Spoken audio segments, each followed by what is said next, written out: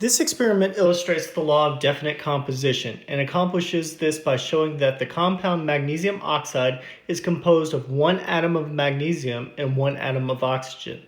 This can be shown by calculating the weight percents of magnesium and oxygen in magnesium oxide.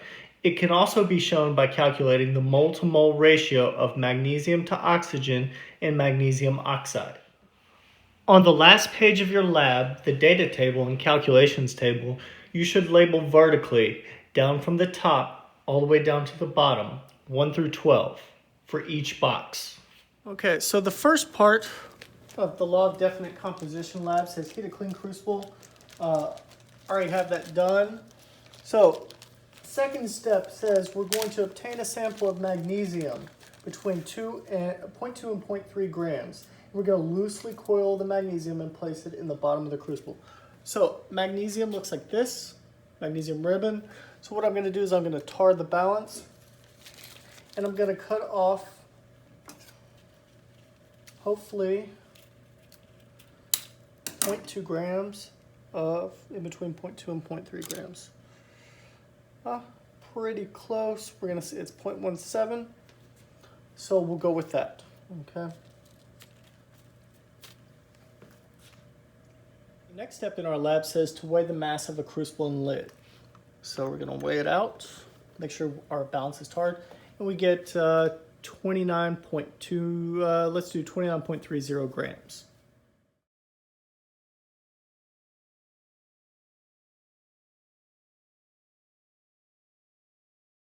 The lab says place the magnesium ribbon in a crucible, and we're going to heat it, and we're going to use a little bit of ventilation like we did in the percent composition lab. We're going to light the Bunsen burner, and we're going to leave it to burn so it can oxidize for probably about 15 minutes. We're going to light our Bunsen burner, and we're going to leave it to go for about 15 minutes. So in the lab, what you just witnessed was the oxidation of magnesium ribbon. Okay, since air contains nitrogen and oxygen, it's going to produce two different products. So we're going to go through the balanced chemical equations for each of those. Okay, so magnesium is Mg, and it's solid, so we follow it by an S. Oxygen is diatomic, so it's O2. And when they react with one another, it forms magnesium oxide. Mg has a +2 charge, oxygen has a -2 charge, okay? And oxygen was a gas, okay? So there's no need to crisscross right here because they're equal and opposite charges. So we got to go balance it. We have 2 O's here. We need 2 O's on this side. So put a 2 right there. 2 Mg's right there, 2 Mg's on this side, and it's balanced. Now, the next one, solid magnesium, so Mg. We follow it with an S. Reacts with nitrogen gas. Nitrogen is also a diatomic molecule. So we write N2. Is going to produce magnesium nitride. Okay, the symbol for magnesium is Mg. It has a +2 charge. Nitride is N with a -3 charge. We have to crisscross, so we bring the 3 down here and the 2 over here. Now we have to balance. Okay, so we have 2 N's, 2 N's, 3 Mg's on this side. We need to put 3 Mg's on this side, and it's balanced. So we've had it heating up for about 10-15 minutes. Now we're to the step where it says to remove the lid and heat on maximum temperature for 5 minutes. So this is what it looks like. And so we're performing some sort of oxidation of the magnesium ribbon. So after letting our crucible cool down for a few minutes, we weigh it and we get a mass of 29.56 grams. So this is going to be the mass of the crucible lid and mixture. Okay. Step says we're going to add 10 to 15 drops of distilled water to the sample. The magnesium nitride, the byproduct, will be converted to ammonia gas and magnesium hydroxide. There will be a faint smell of ammonia. Okay, so you'll be able to smell that.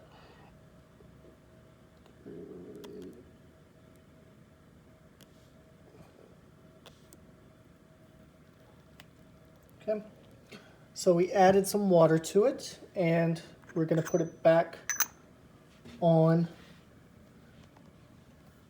the heat. So in the portion of the lab you just watched, we added water to our oxidized magnesium products.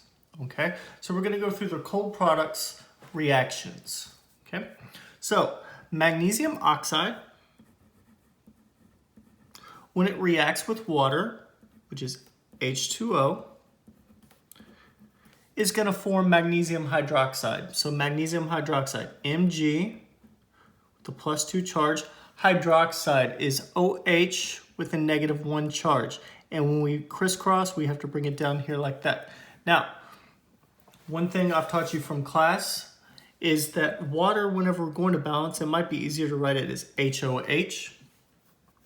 So I have 2 H's on this side, 2 H's on this side, 2 O's on this side, 2 O's on this side, 1 Mg, 1 Mg. It's balanced. So there wasn't any need to break it down to HOH, but we could look at it that way if we needed to. Okay, magnesium nitride is Mg3N2. Did that from up here. Reacts with water, which is H2O. And you're going to produce magnesium hydroxide, Mg, OH2. Okay, so +2. This had a -1 charge, plus ammonia gas. So ammonia gas is NH3. Now this one is tricky to balance, so I'm just letting you know. I'm going to balance my Mg's first. 3 Mg's, I need 3 Mg's on this side. Okay, so that's going to change my total number of hydrogens. Actually, let's balance nitrogen next. 2 nitrogens, 2 nitrogens. And then we're going to go back and we're going to count our oxygens and our hydrogens last. So our oxygens, you have 2 right here, times 3 gives you 6 total oxygens, and we need 12 hydrogens. So let's confirm that we have 12 hydrogens. 3 times 2 is 6, and 2 times 3 is 6. 6 plus 6 gives you 12 hydrogens total. Okay guys, so we're going to heat our crucible up once again to drive off the excess water. Okay, we're providing a little bit of venting to let the steam and ammonia gas release. So after heating for another 10 minutes or so, we evaporated the water, and the directions say to let it cool down for at least 20 minutes.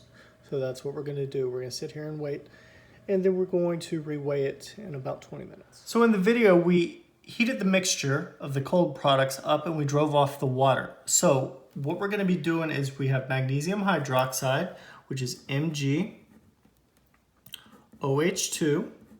Okay, so magnesium has a +2 charge. The hydroxide has a -1 charge.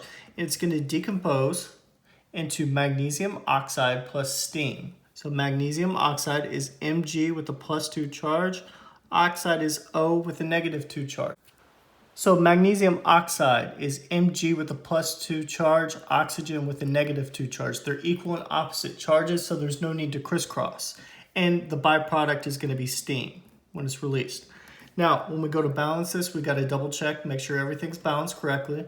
We have 2 O's, 2 O's, 2 H's, 2 H's, 1 Mg, 1 Mg, and it's balanced. Letting it cool down for 20 minutes, the mass of the crucible, the lid, and the magnesium oxide is 29.58 grams. Recall that the atomic number is the number of protons in an atom, and the group number is the Roman numerals that are placed above the periodic table that we labeled at the beginning of the semester.